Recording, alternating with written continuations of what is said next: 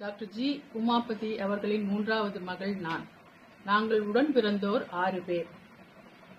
இவர் எங்கள் தந்தை என்பதில் பெருமை கொள்கிறோம். கண்டிப்பு, அன்பு, பாசம், நேசம், அக்கறை என்று அரவணைப்பில் எங்களை வளர்த்தார்.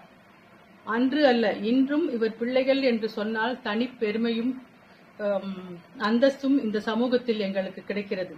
அவருடைய கம்பீர தோற்றத்தால் எல்லோரையும் கவர்ந்தவர். எதிலும் தான் முதன்மையாக விளங்க வேண்டும் என்று ஆசைப்படுவார்.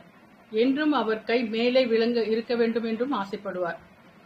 அப்படியே வாழ்ந்தும் காட்டியவர்.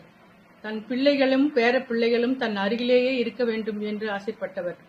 அவருடன் நாங்கள் வாழ்ந்தது நல்லதொரு குடும்பம், பல்கலைக்கழகம் என்பது போல் அமைந்திருந்தது. தோட்டக்கலை, இசை, இயல், நாடகம், அரசியல் என்று எல்லாவற்றிலும் ஆர்வம் கொண்டவர். அவர் ஒரு சகலகலா வல்லவர். அவரை பற்றி சொல்லி பெருமைப்பட நிமிடங்கள் போதாது, நாட்கள் பல வேண்டும். அப்பா, உங்கள் ஆசீர்வாதத்தால் நானும் என் குடும்பமும் வளமுடன் வாழ்கின்றோம். வணக்கம். என் பெயர் திருஞானம்.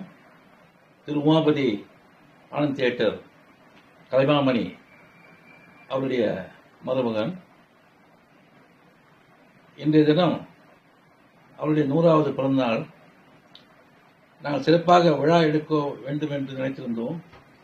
கொரோனாவால் எடுக்க முடியவில்லை. எப்படியும் இந்த வருஷ கடைசியில் எடுத்து விடுவோம். அவர் மாமனிதர், உழைப்பாளி, திறமையானவர், அறிவாளி,